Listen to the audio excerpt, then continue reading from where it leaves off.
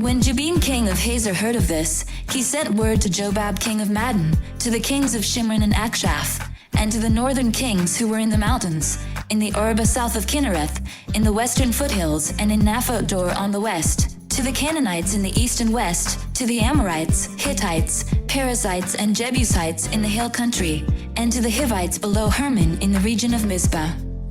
They came out with all their troops and a large number of horses and chariots, a huge army, as numerous as the sand on the seashore.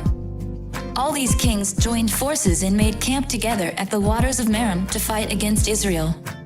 The Lord said to Joshua, "Do not be afraid of them, because by this time tomorrow I will hand all of them, slain, over to Israel. You are to hamstring their horses and burn their chariots." So Joshua and his whole army came against them suddenly at the waters of Merom and attacked them, and the Lord gave them into the hand of Israel. They defeated them and pursued them all the way to Greater Sidon, to Misrephoth-Maim, and to the valley of Mizpah on the east, until no survivors were left.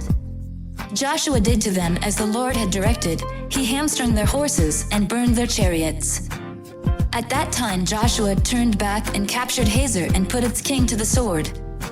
Hazor had been the head of all these kingdoms. Everyone in it they put to the sword. They totally destroyed them, not sparing anyone that breathed, and he burned Hazor itself.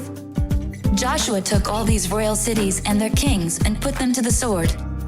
He totally destroyed them, as Moses the servant of the Lord had commanded. Yet Israel did not burn any of the cities built on their mounds, except Hazor, which Joshua burned. The Israelites carried off for themselves all the plunder and livestock of these cities, but all the people they put to the sword until they completely destroyed them, not sparing anyone that breathed. As the Lord commanded his servant Moses, so Moses commanded Joshua, and Joshua did it. He left nothing undone of all that the Lord commanded Moses.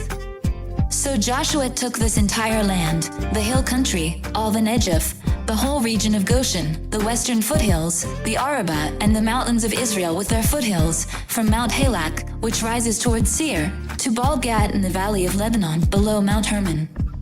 He captured all their kings and put them to death. Joshua waged war against all these kings for a long time. Except for the Hivites living in Gibeon, not one city made a treaty of peace with the Israelites, who took them all in battle.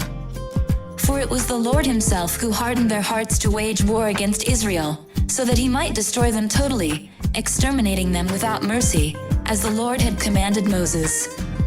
At that time Joshua went and destroyed the Anakites from the hill country, from Hebron, Debir, and Anab, from all the hill country of Judah, and from all the hill country of Israel. Joshua totally destroyed them and their towns. No Anakites were left in Israelite territory, only in Gaza, Gath, and Ashdod did any survive.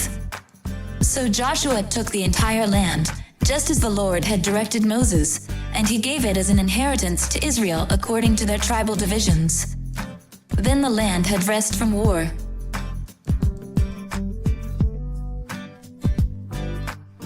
Come follow me, and I'll send you out to fish for people.